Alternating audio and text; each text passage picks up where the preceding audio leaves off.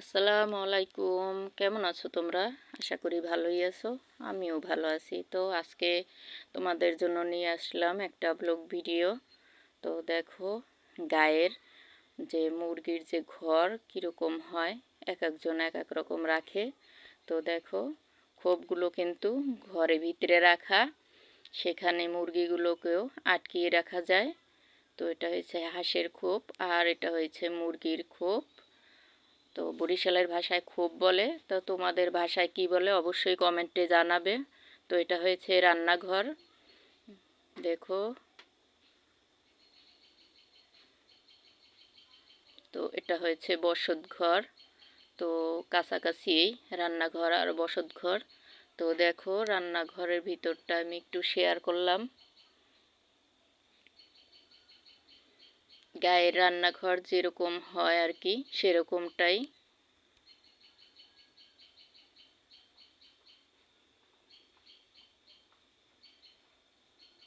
তো এটা আমার জায়ের বাড়ি, আমার পাশের বাড়ির যা হয় তার রান্নাঘর।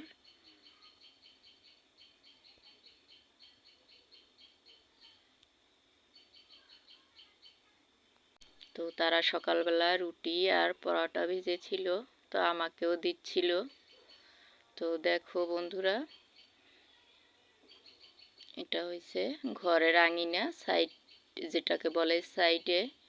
তো দেখো কত সুন্দরভাবে কুঞ্চি দিয়ে বেড়া বেড়া দিয়েছে, বেড়া। তো সাইডেই সুপারি শুকিয়ে দিচ্ছে, শুকাতে দিয়েছে। তো দেখো, বরিশালে আসলেই অনেকটাই তোমার যেখানেই দেখাবো শুধু খাল পুকুর এগুলি বেশি। সবার বাড়িতেই পুকুর থাকবেই, সবার একটা দুটো, যার যেরকম সমর্থ। তো দেখো, ঘরের ভিতরটা, এটা তো বাইরের সাইড দেখিয়েছি। তো ঘরের ভিতরে চলো দেখা যাক। তো দেখো, বিছানাটাকে এখনো গুছায় নাই।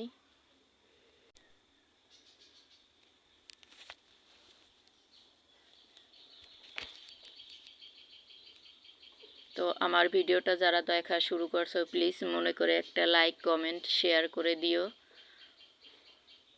আর যারা আমার চ্যানেলে নতুন, তারা অবশ্যই সাবস্ক্রাইব করে দিও। যদি ভিডিওর কোনো অংশে ভালো লেগে থাকে তাহলে অবশ্যই মনে করে একটা সাবস্ক্রাইব করে দিও, যাতে আমি পরের ভিডিও ছাড়ার সাথে সাথে তোমার কাছে চলে যায়। তো দেখো, ঘরের ভিতরে টিভি দেখতে আছে, তাও আবার দাঁড়িয়ে দাঁড়িয়ে। বাচ্চারা তো এরকমই হয়, কার্টুন দেখার সময় তাদের কোনো হুঁশই থাকে না যে তারা কোথায় আছে।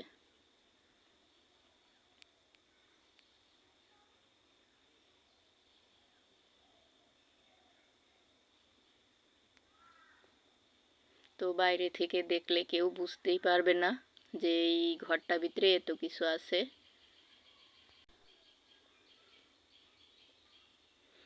তো এটাকে বরিশালের ভাষায় উগির বলে কিংবা মাচা বলে, যেখানে সব কিছু আর কি রাখা যায়। তো এই দেখো, আমি ঘর থেকে বেরোয় ছাগলের ঘরের দিকে আসছি।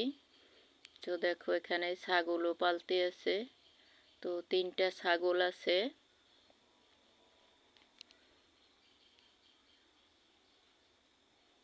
তো ছাগলগুলো দেখে সবাই মাশাআল্লাহ বলো। তো দেখো কিভাবে তাকিয়ে আছে, আমি ভিডিও নিচ্ছি।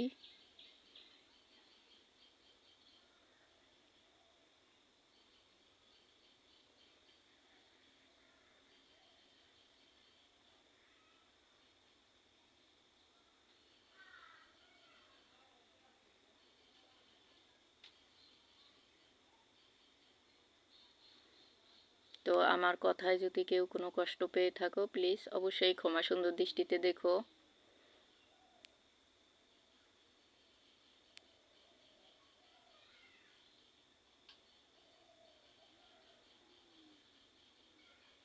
ভিডিওর এ পর্যন্ত যারা ছিলে, দেখতে দেখতে আসছো, অবশ্যই তাদেরকে জানাই ভালোবাসা ও শুভেচ্ছা। তো দেখো, পুকুর আছে, পুকুর থাকলেই সেখানে ঘাট আছে, এটাকে ঘাট বলে। এখানে কাজ করে সবাই। সংসারের যত কাজ আছে, থালা বাসন ধোয়া, গোসল করা, কাপড় কাচা, সবটাই কিন্তু ঘাটে করে। তো এটা হয়েছে ছাগলের ঘর, রান্নাঘর। দেখো সাইডে রান্নাঘর, এক সাইডে রান্নাঘর। এটা হয়েছে ছাগলের ঘর, তো মুরগির ঘর। অল্প জায়গা ভিতরেও সব কিছু মানিয়ে নিয়েছে। তো দেখো এটা লাউ নিয়ে আসছে, তো লাউটা রান্না করবে। তাজা লাউ, সবজিটা এইমাত্র গাছ থেকে কেটে এনেছে। তো ওকে ডাকছি, ও শুনছেই না।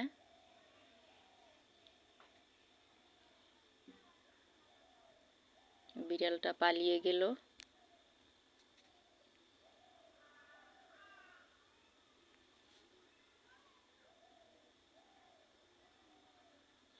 দেখো দোলনাটা এভাবেই প্রত্যেকটা বাড়ির সামনে বাচ্চাদের জন্য দোলনা বানানো থাকে। সাইডে সাইডে পুকুর, মাঝখানে বাড়িটা।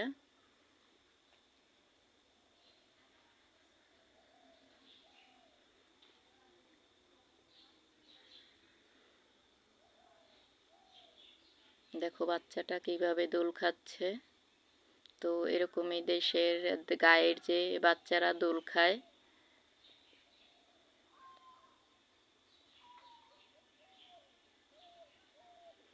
তো আমার ভিডিওটা এই পর্যন্ত যারা দেখেছো তোমরা, তাদেরকে জানাই অসংখ্য অসংখ্য ধন্যবাদ ও ভালোবাসা।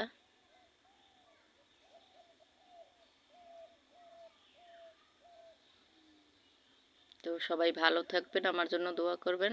আল্লাহ হাফেজ।